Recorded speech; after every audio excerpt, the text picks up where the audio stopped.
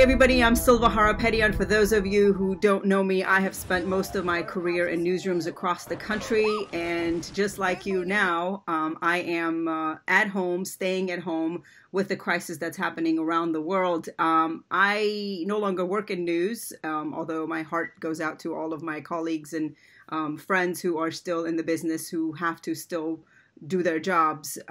But being at home and talking to my family and friends and my colleagues, it really became obvious for me that we need to have a bigger conversation about the impact that this crisis is having on us personally, professionally, and as a community. There are so many layers to this. There are so many unintended consequences to what's happening that I think if we don't talk about it, people will sort of get lost in the shuffle of really what's happening. And one of the things that really came up for me is being an immigrant, a refugee, a survivor of war, and having seen revolution and having lived in those circumstances, and also within a community that it feels very close to that experience. The conversations and the impact is very different for those communities. And when you think about it, there is a lot of pockets around, not just around the country in the United States, but around the world, of people who have fled conflict in order to find peace and safety in other countries, and are now finding themselves in this circumstance, which is causing a whole other slew of issues and triggers for them that they don't even understand and recognize. And this conversation leads me to introduce my guest, first and foremost, my cousin.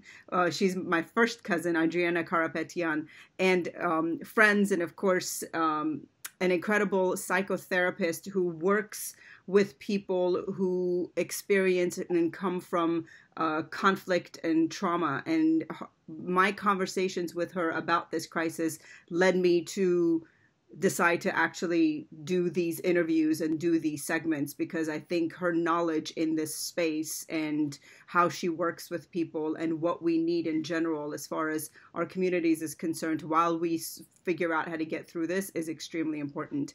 Thank you for taking the time and joining us today and allowing us to pick your brain and better understand how to cope with what's going on. Thank you for having me, Silva. Thank you. And I should tell you all, she is in Australia. So I think the time difference is what, like 18 hours? Yeah, something like that. Something like that.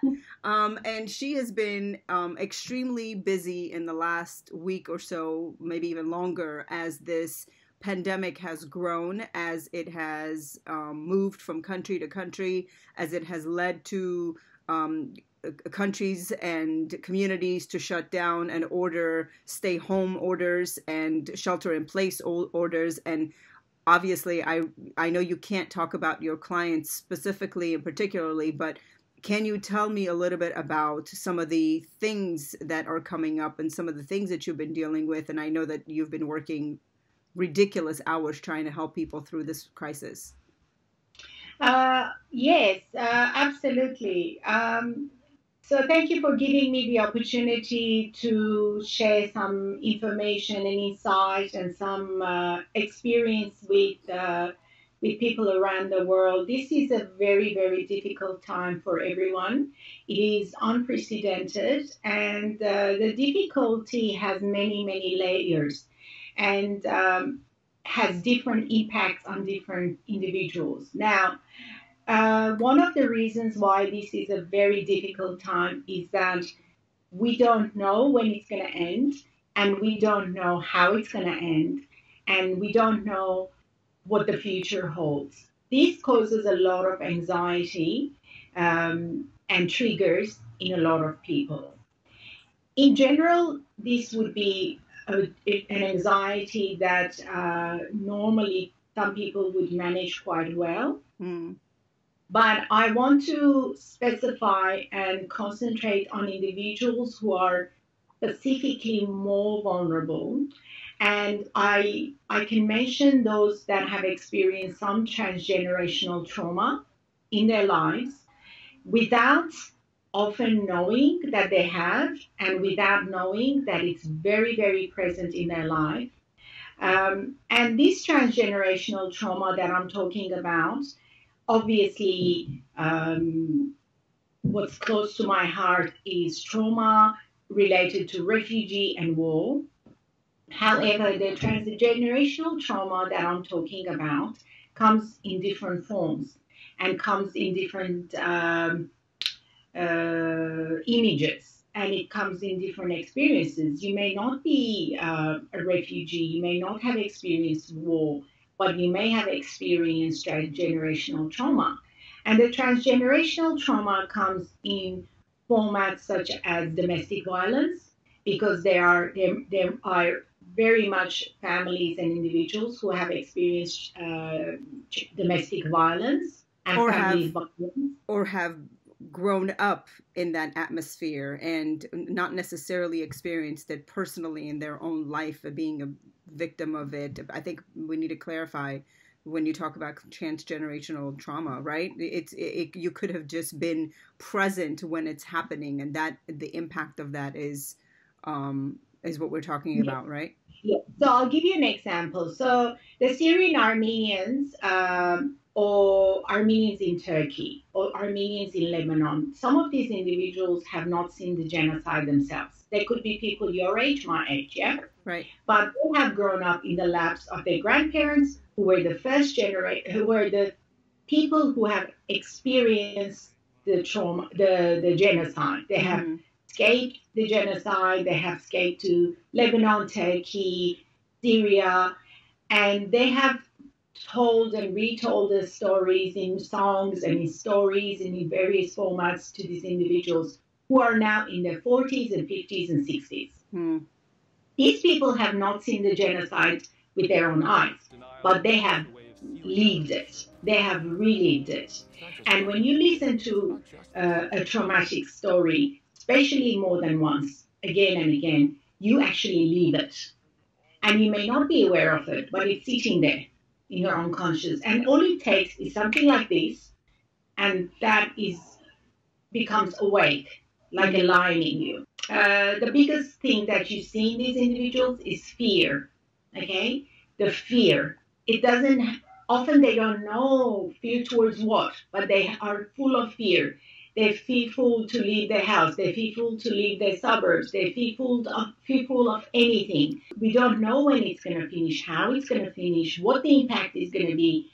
It re-triggers and awakens this transgenerational trauma in these individuals. This transgenerational trauma, obviously what is really close to us personally is we are of Armenian descent. So the genocide is something that we have grown up listening to stories. We've heard it from survivors. We've heard it from children of survivors. We've been taught and lived and relived it over and over again. And there is a purpose for that, obviously, is to make sure that we don't forget where we come from. And there's another layer of that. A lot of us, people our age, actually fled our countries of origin because of unrest or war or some kind of conflict. And to add to that, when we talk about transgenerational trauma, it could simply be any community that has lived through any kind of conflict of injustice. So we know Holocaust survivors are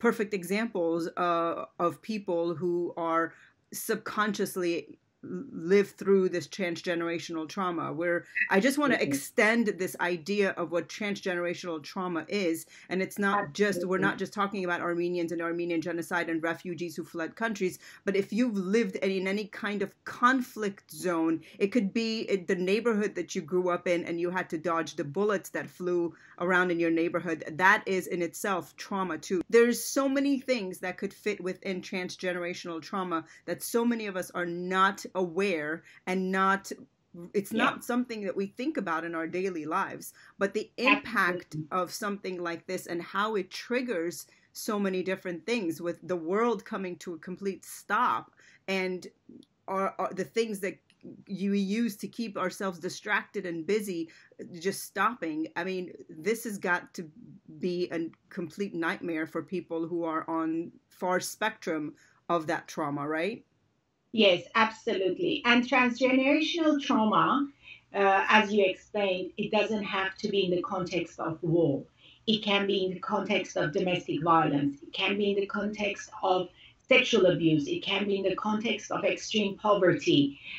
So it doesn't have to be people who change countries. You could have lived in that country, in America, in Australia, in Europe, but have experienced these transgenerational traumas. So we need to be mindful that this is a cohort of population that are extremely, extremely vulnerable and may very easily fall through the cracks. And this is a time that we need to stop and be aware of what's going on and what's happening with us, and be aware and be mindful if we are being triggered in these instances. How do we do that? I mean, we hear people talk about this all the time. I've seen it on social media, but it's one thing to hear about it. It's another to really stop and really evaluate. How do we know if we're being triggered by something like a transgenerational trauma that is not at the forefront of our thoughts? Yeah, look, it's a very important question, but a very complicated question. But in some ways, we can simplify it. If you feel that you are not functioning on the same level as you did 3 weeks ago, 4 weeks ago, that means something is going on. That means you need to ask for help. Now, if you're sleeping more, if you're not sleeping at all, if you are crying more, if you are detached from people, if you are arguing with everyone, if you are having fights with everyone in your family, if you are not, if there's something impacting your functionality and it's impacting people around you, that means there's something going on, something being triggered in you which you're not aware of.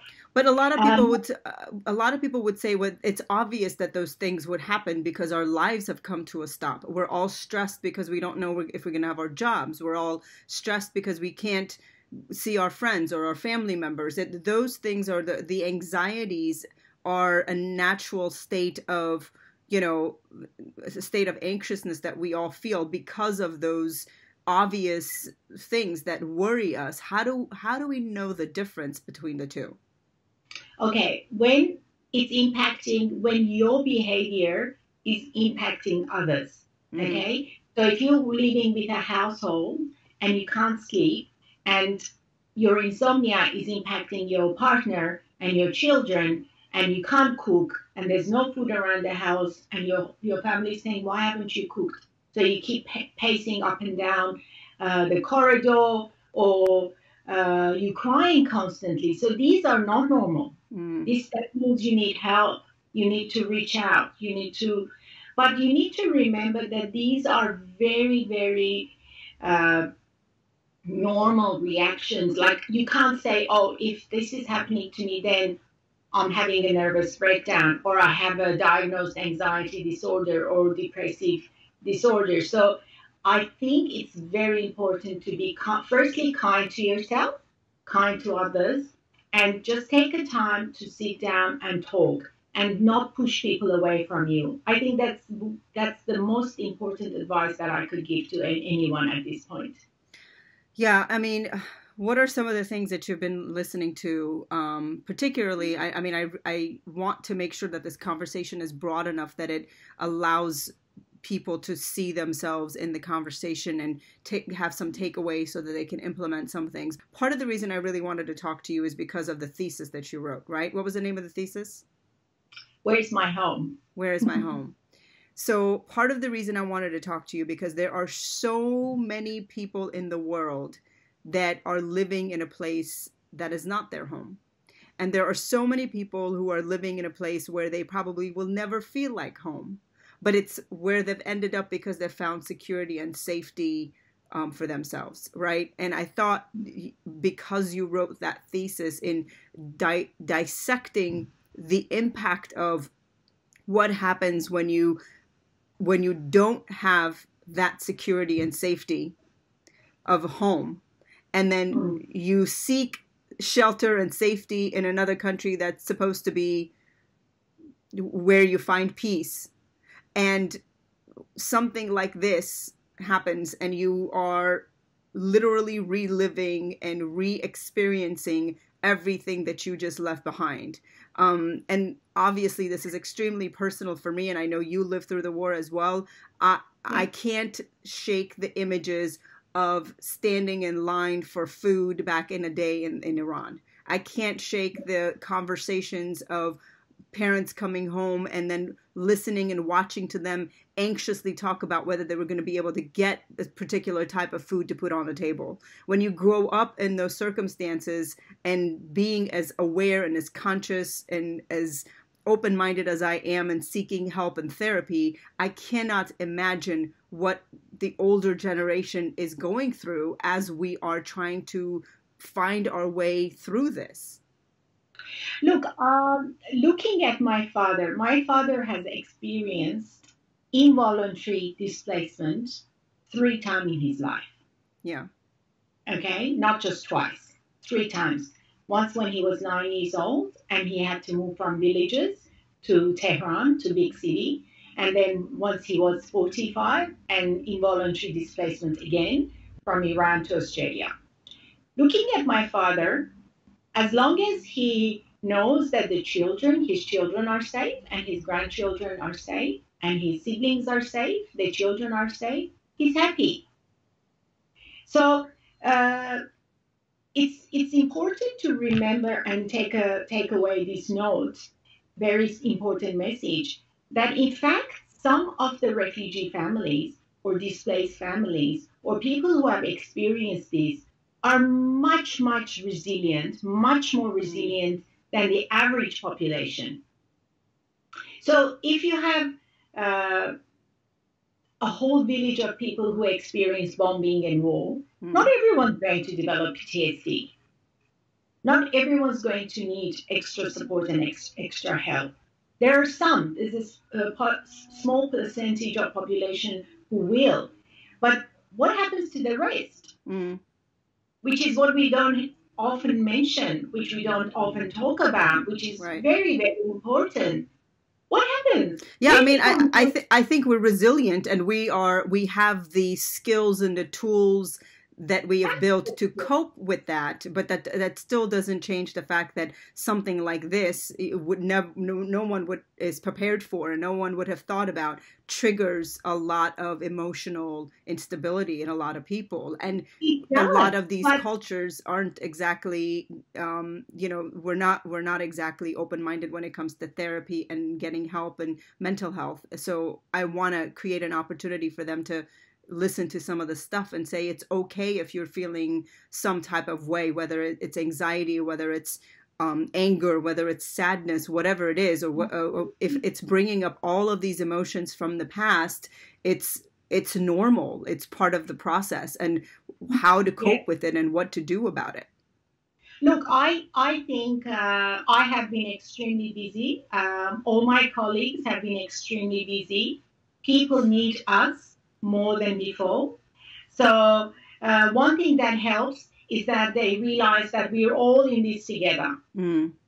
Whether you're a therapist, whether you are a migrant, whether you were born in this country, that country, we're all in this together. So this gives some kind of peace to know, in this inner peace, to know that, oh, so Adriana doesn't have advantage over me because she's educated, or she's got, citizenship, or that person has got, this and that. So we're all in this together. So that gives some kind of inner peace.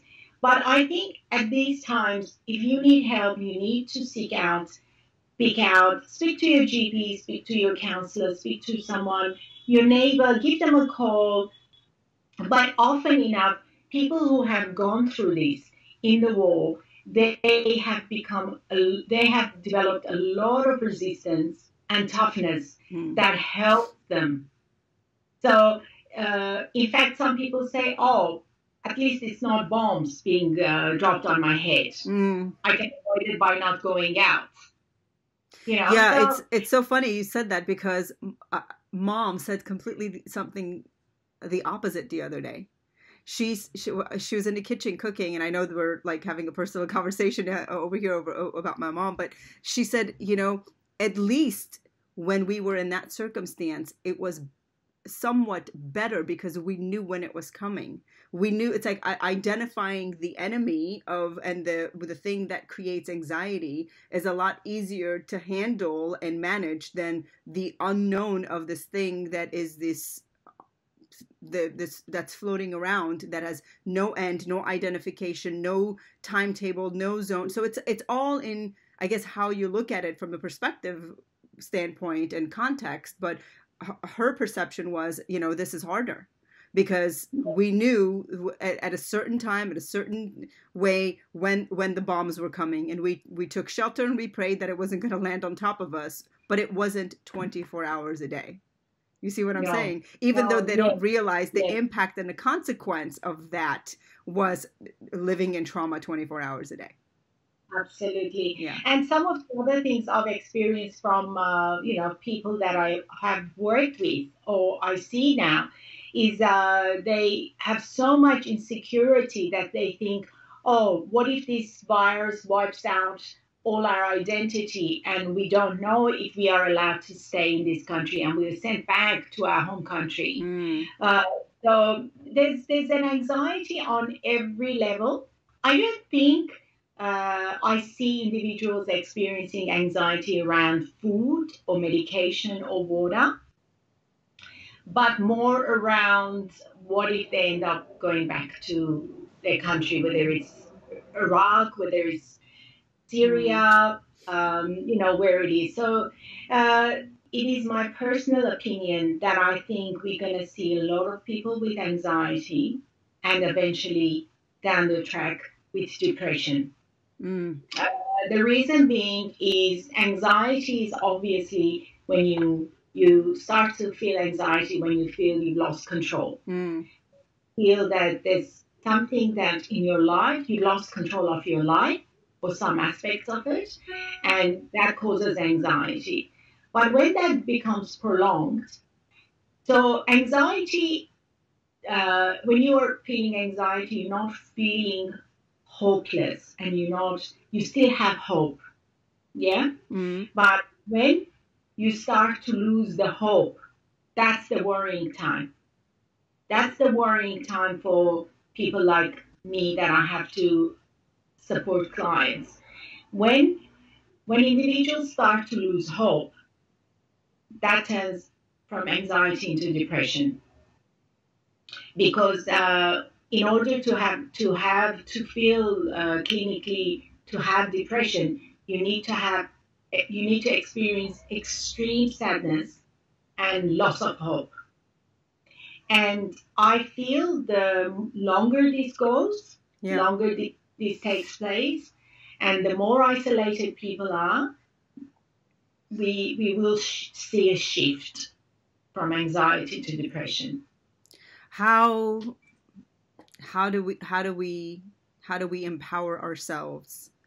How do we empower ourselves? Whether it's some of us actually have resources to reach out to therapists and have a support system in place for these types of things, and there are a lot of people who do not, or don't feel like they want to, or there's shame around it or stigma around it.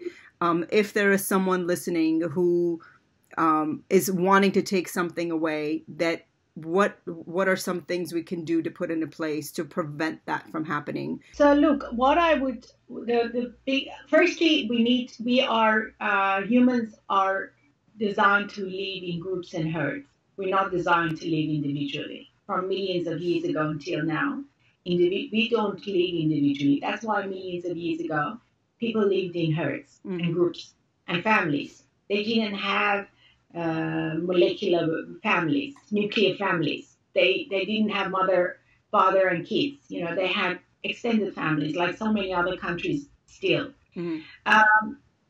If you can maintain some kind of sense of family, whether you do, every so often you do Zoom meetings with your extended family, whether you do Skype or whether you do WhatsApp with your loved ones, try to do that. You need to put in effort to do that.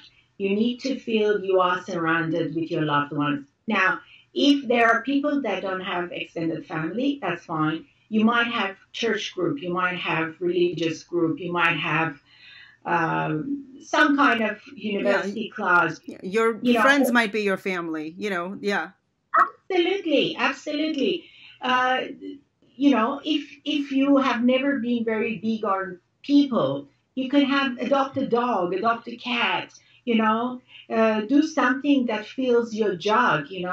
Fills you in, fills you, satisfies you, gives you this sense of happiness. Some people are very happy to have dogs and cats and Hmm.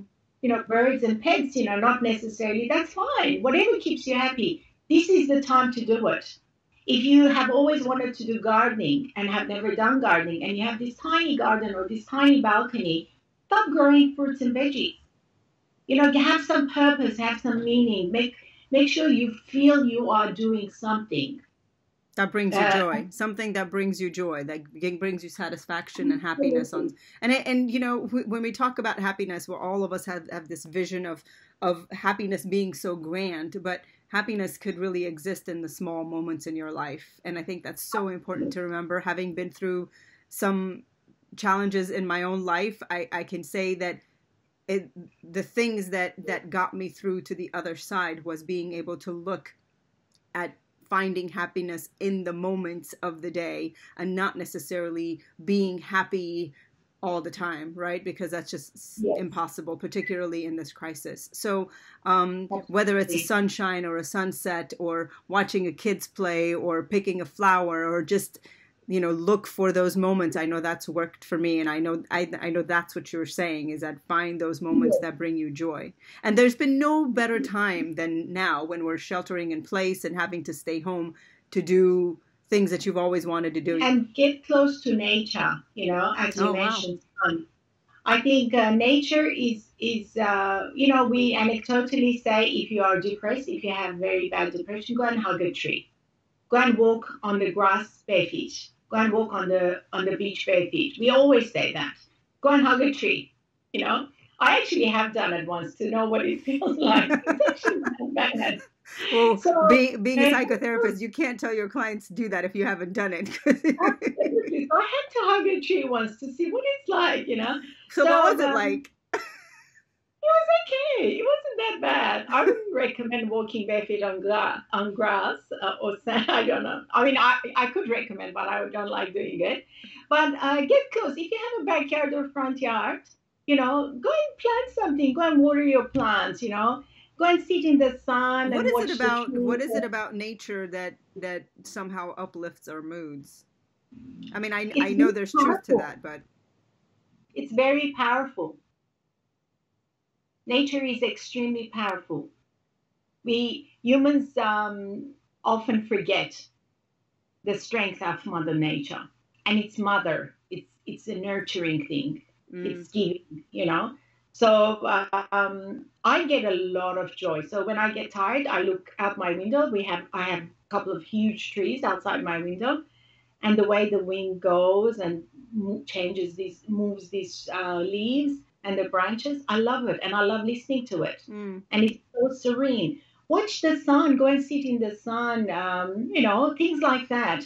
It does, and always remember, happiness is a journey. It's not a destination. mm, Happiness is not something that you'll eventually get to, and oh, everything will be nice. No, happiness is a way of life. It's a way of being, you know. And if you want to be happy, firstly, you need to listen to your body. If you're hungry, eat. If you're tired, sleep. If so, you need to be kind to yourself, you know. And if there's a book that you always wanted to read, go and find that book. If there's knitting that you were doing and it's half done, go and find that knitting and finish that jumper. mm, Like that. But why I say gardening and pets and things like that, because that's all part of, goes under the umbrella of nature. mm, right. It's all things that are from nature. They're not plastics. They're not solid things. They're living things. Yeah. How much does how much does access and technology and information and social media contribute and play a role in the level of anxiety and how quickly we escalate from anxiety to depression? How much does that contribute to that process? We all need to limit how much we watch the news. Right. And we need to limit what you need to be aware of where you get your source of information from and how much you listen. If you are listening to the news, and obviously bad news 4 or 5 hours a day, it's not good for your psyche. Yeah. It It's can't so be it's good so for your ironic psyche. to have this conversation, considering I spent my entire career in the news industry. But the times have changed. Back then, you had appointment television. You sat in front of your TV at 5 o'clock or 5:30 to get your news for half an hour. That's when I got into the business. But the reason I ask about technology is because now everything is literally at our fingertips, right? And it's on our phones. From the moment you open your eyes to the moment you go to sleep, you can be scrolling and looking and updating, whether it's the news or people regurgitating the news or their opinion of the news or their perspective of this crisis or what they're going through. So regardless of what it is that you consume, I guess what I'm asking is the consumption and the access of the information that's available that we consume, that does have an impact on some level on the level of anxiety that we have, and how quickly our anxiety turns into depression. I don't think you've missed an enormous amount of essential news that you've missed in 24 hours if you check once a day, Yeah. And you need to remember that everything is going to be still intact, if you check the news in 24 hours time. Yeah. Any other recommendations, suggestions, anything else you want to talk about? I know we've talked about a lot of things in the last few days, you and I, but I know you made some notes and wanted to cover some things. Is there anything else that I haven't asked that you'd like to cover? Look, I think we need to also remember that when we are talking about people who come from refugee backgrounds and war, we need to remember that these individuals may not necessarily have a trust in the government and people in authorities. So I've just made some notes here so I could mention. We need to make sure that,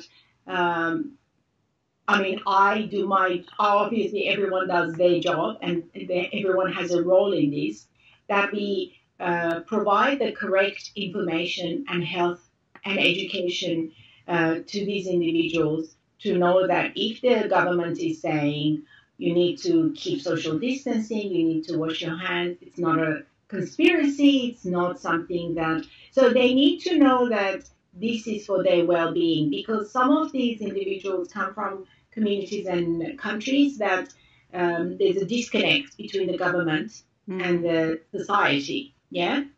And they often don't trust, and they always believe, oh, if the government says this, there's a hidden agenda in this. But we need to make sure that I make sure that I pass this information to all my clients, that if the government is saying social distancing, washing your hands, don't leave the house, there's no hidden agenda. This is for your own well-being, and you need to listen. So this is a huge challenge. Well, that's it.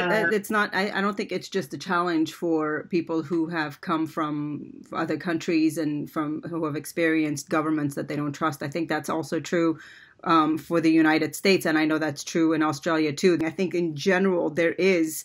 And what's happening and how everything is being covered and how the information is being distributed doesn't help to foster trust in the government at the moment. It is important to talk about that because there are people who have not been listening to anything the government has been saying because they just historically have no trust in authority, right? Yeah. Yeah, health education forms a huge part of our work, my work, and health education is particularly a little bit difficult if you are dealing with individuals who have a lower literacy level.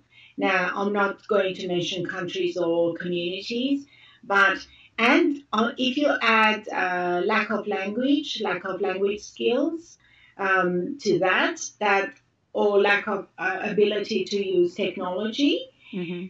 that um, multiplies the issue. So I think we need to be very mindful and not assume, and always reinforce this health education to people. I think it's important to honestly talk about these things and be real and raw about the conversation, because these are things that people are thinking and feeling and considering, but sometimes they don't know that's where it's coming from, and sometimes they won't speak about it out loud. But if, it's part of the reason why I felt like I needed to do this, and because I do have the platform and I do have amazing people like you in my life that I can have these conversations with. And I think if one person takes value out of figuring out how to taper their anxiety and stop themselves from spiraling down,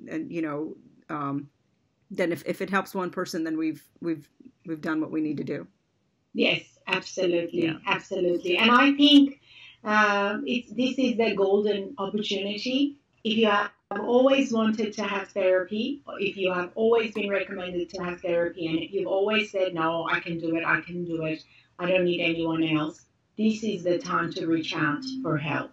This Yeah. is the time, and just talk. And I think this is an amazing time that you don't have to be in a room with someone you don't know and share your stories. And it could easily take place over the phone, over WhatsApp or Zoom or Skype. So people would feel even safer than before, that they have the ability to just press and end the session.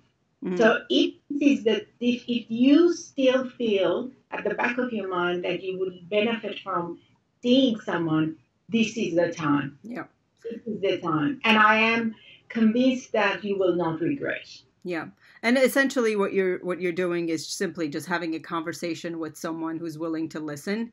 And essentially what you're doing is maybe even having the types of conversations that maybe you cannot have or don't feel comfortable having with your family members or your friends. And the ability to be heard without judgment, there is value in that, because sometimes we tend to not share what we feel because we feel like we're going to be judged, just because if you feel it, then it's real and it's true, and there's a place for it, and it's important to share that. So thank you very much.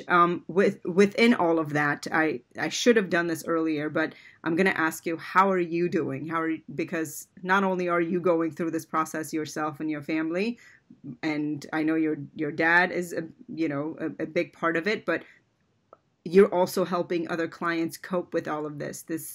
Other than being exhausted, how are you handling all of this? No, I just know because you said you were exhausted earlier before we got on the call. And I know you've been working late hours. So, look, I'm feeling very positive. Still have a lot of energy, a lot of love to give to my clients and people around me. Yeah, I feel fantastic, and I am approaching this sometimes with my public health hat, sometimes with my psychotherapy hat, and I am going with very open mind and open view that this could last for more than 3 months, could last for more than 6 months. And and I always think, am I comfortable in my office, my house, to do this? So that's my first question. And I am surrounded with a lot of supportive people. I have a lot of support around me, which I think is something that people need to think about. Do you have support? What's your support network like? Um, Revisit that. Maybe get in touch with your support people. So I do have a lot of people. I have had 2 phone calls from friends this morning, phone call from my dad this morning, seen and got a kiss and hug from my family this morning. So um, just to remember that uh, this isn't the end of life. There's things that happen. There's things that can change. Everything is possible, but do live in the here and now. I have learned that many years ago, to live in the here and now. Yeah, actually, I was before we got on a call, I reread your thesis, and I'm not going to lie, the first time I read it, I couldn't actually get through it because it felt so incredibly personal in so many ways. And I had never looked at the topic from the perspective of, in the context that you wrote about, in the impact it has, not having a home, the impact it has on us in general subconsciously. I just never connected the dots that way. And it was such a personal experience for me. But I also read about how you learn to live in the moment. So it was, yeah. I don't know if you want to share it, but I just wanted to share that with you. Look, I have, I don't know what it's like to have a home. I don't know. I still don't know.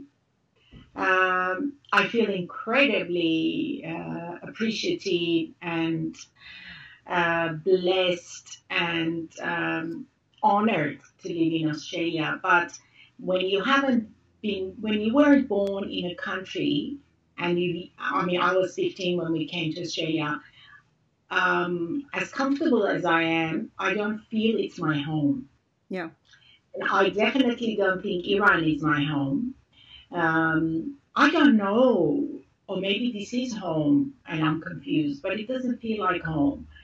So when I think about Iran, I get this feeling that I don't get when I think about Australia, but I'm not that comfortable in Iran. So there's a lot of confusion. Yeah. And essentially we're even as appreciative as, and I feel the same way. I feel very blessed and honored to be living in this country, right?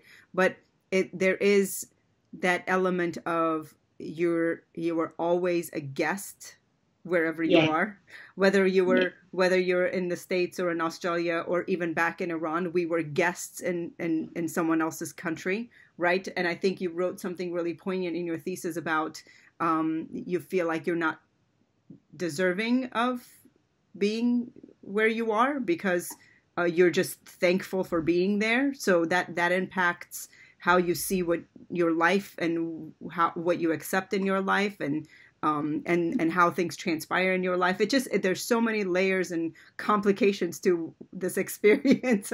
We can spend another hour talking about it, but I really want to, what I'm going to do actually, if it's okay with you, I didn't ask you before we jumped on, but I'd love to put the thesis on my website. Can do it whenever, if you want to send me an updated version. But what I do want to do is I'm creating a resource page on my website where I will put links to phone numbers and free resources that people can reach out to should they need to talk to someone, should they need some resources and support. And I was going to add the thesis to that too if people were interested in reading it. I can get the latest version of that. Absolutely. And if anyone is interested to connect with me, I'm more than happy. If you provide my email address, I'm more than happy to connect with individuals and have a chat to them, which I have been doing. Yeah. I've never been busier than now. Yeah. It's a good thing because essentially that tells us that people are reaching out and they are looking for support and help, which is, encouraging on many levels. So thank you for taking the time and talking with us. I know you'd rather spend it with your family, and for those of you wondering how she distresses, she sent me pictures of food she cooked the other day. Right? Yes, so my self-care is making food and baking. Yeah. And my family absolutely loves it.